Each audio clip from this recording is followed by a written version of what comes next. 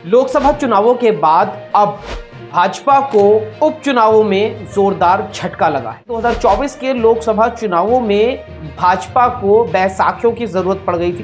Bharatiya Janata party वाले 13 seat लड़े थे, 11 सीट पर हारे हैं, मात्र 2 जीते हैं। ये देश सिरे से बीजेपी को नकार रहा है। ये देश नरेंद्र मोदी को 1 महीने के अंदर ही एक और बड़ा संदेश दे रहा है कि हमें नफरत की, हिंसा की, वैमनस्य की, उल जलूल की बातों की राजनीति नहीं चाहिए। हमें अमन चाहिए, हमें शांति चाहिए, हमें चैन चाहिए, हमें मोहब्बत चाहिए, हमें प्रगति चाहिए। देश कह रहा है कि नीट पर चर्चा चाहिए। ये देश कह रहा है कि मणिपुर के घाव पर मरहम चाहिए। ये देश कह रहा है बेरोजगारी और महंगाई से निजात चाहिए।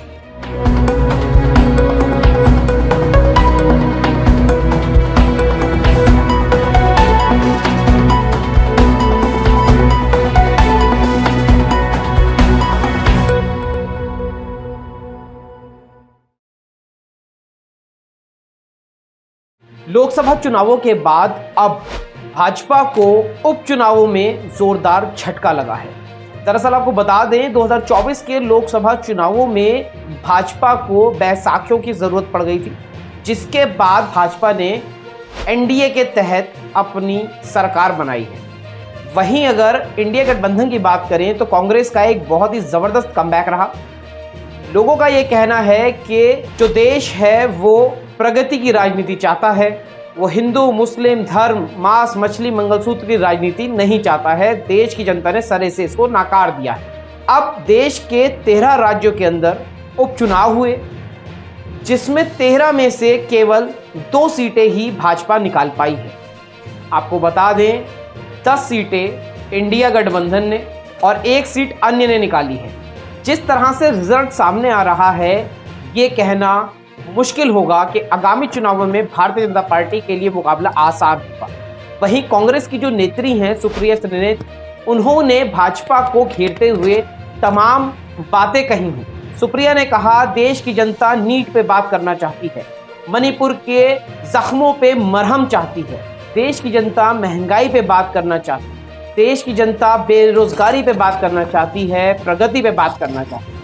जिस तरह भाजपा ने राजनीति का माहौल बनाया हुआ था, देश की जनता ने उसे नकार दिया है। क्या कुछ कहा है सुप्रिया ने, सुनिए एक बार। 7 राज्यों में हुए उपचुनाव के नतीजे बेहद शानदार हैं। इंडिया गठबंधन 13 में से 10 सीटें जीता है, एक पर एक इंडिपेंडेंट की विजय हुई है। भारतीय जनता पार्टी वाले 13 सीट लड़े थे, 11 सीट पर हारे हैं, मात्र 2 जीते हैं। ये देश सिरे से बीजेपी को नकार रहा है। ये देश नरेंद्र मोदी को 1 महीने के अंदर ही एक और बड़ा संदेश दे रहा है और फिर से कह रहा है कि हमें नफरत की, हिंसा की, वैमनस्य की, उल जलूल की बातों की राजनीति नहीं चाहिए।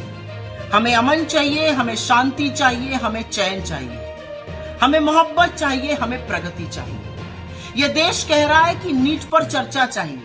ये देश कह रहा है कि मणिपुर के घाव पर मरहम चाहिए। ये देश कह रहा है बेरोजगारी और महंगाई से निजात चाहिए। एक संदेश प्रभु ने भी दिया है। पहले अयोध्या हारी बीजेपी और अब बद्रीनाथ धाम हार गई। यही नहीं, बीजेपी अयोध्या, ये सब राम जी से संबंधित जगह हैं। अयोध्या, सीतापुर, बस्ती, प्रयागराज, चित्रकूट, कोप्पल, नासिक, रामटेक, रामेश्वरम सब हारते हुए अब बद्रीनाथ भी हार गए। उत्तराखंड में हम 2 सीट जीते, मंगलौर और बद्रीनाथ धाम की। कहने वाले बीजेपी के कह रहे हैं मंगलौर में मुस्लिम ज्यादा है, बद्रीनाथ में तो 98% हिंदू है।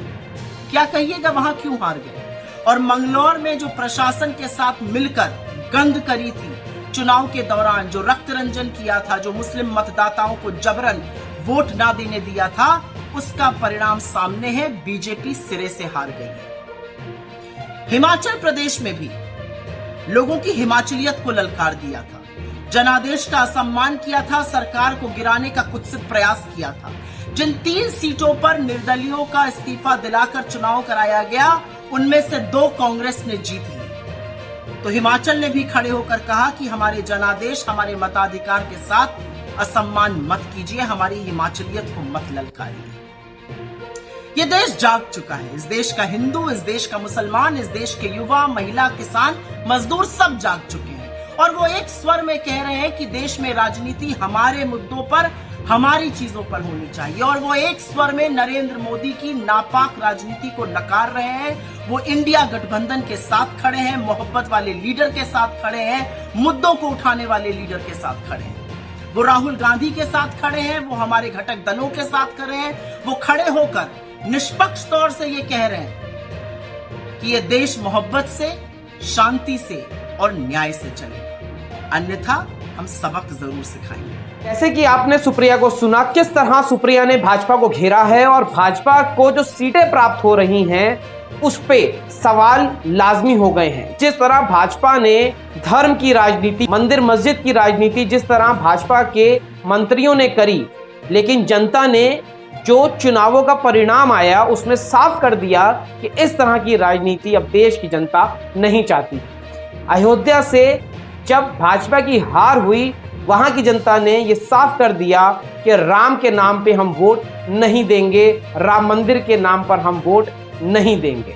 वहीं सुप्रिया ने तमाम जगहों का जिक्र करते हुए, जहां तमाम लोग ये कह रहे थे कि वहां पे हिंदू आबादी है इसलिए वहां जीत गए, वहां जीत गए, वहीं सुप्रिया ने बद्रीनाथ का जिक्र करते हुए कहा वहां तो 98% हिंदू हैं, उसके बाद वहां कैसे हार गए। तो ये जो उपचुनावों के अंदर भाजपा को करारा झटका लगा है, इस पे आप अपनी राय क्या रखते हैं?